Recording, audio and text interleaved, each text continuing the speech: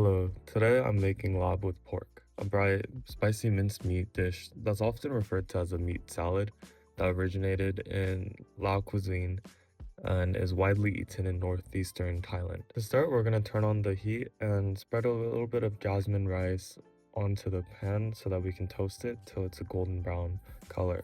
This is going to introduce a nutty aroma to the rice, and then after we have it toasted, we're going to grind it up into like a fine powder. We're gonna just sear the pork, mash it up so that we can get more even surface area.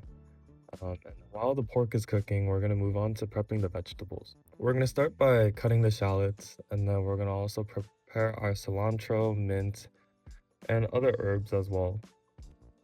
We'll just be slicing it up, and then we're also gonna prepare the cabbage. Oftentimes, Laab is eaten with sticky rice, but it's also eaten with cabbage or also lettuce as well. We'll be cutting them up into quarter-sized pieces. So oftentimes, Laab is also spelled as Larb, Lab, or Larp. It's also just one of the most important dishes in Lao cuisine.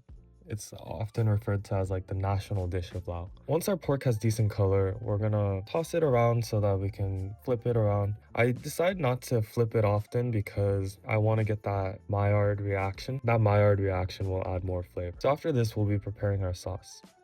We squeeze in about, I used for this recipe 2 limes. I wasn't necessarily measuring, I was just going with what I felt was right. There's like a little trick as well. When you roll the lime, then you can get more juices. Then I used some fish sauce and mixed it up with the lime juice. Red pepper flakes, but I didn't have any Thai chilies, so I decided to just use the Korean red pepper flakes. And it turned out pretty decent as well. Not necessarily authentic, but this is all I had, so this is what I decided to go with. Now that we've mixed our sauce and then we also have our toasted rice powder on the side, we're gonna use a bowl and then move all the ground beef into the bowl. While it is often called the national dish of Laos, it also has a deep connection to Isan region of northeastern Thailand. This connection makes sense because Laos and Isan share a very cultural, linguistic, and many historical ties as well.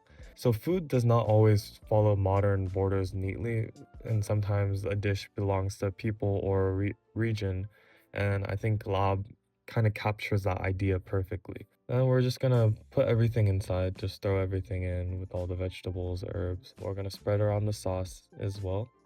And then we're also going to just mix it up a bit, and then we'll later add our rice powder into the mix.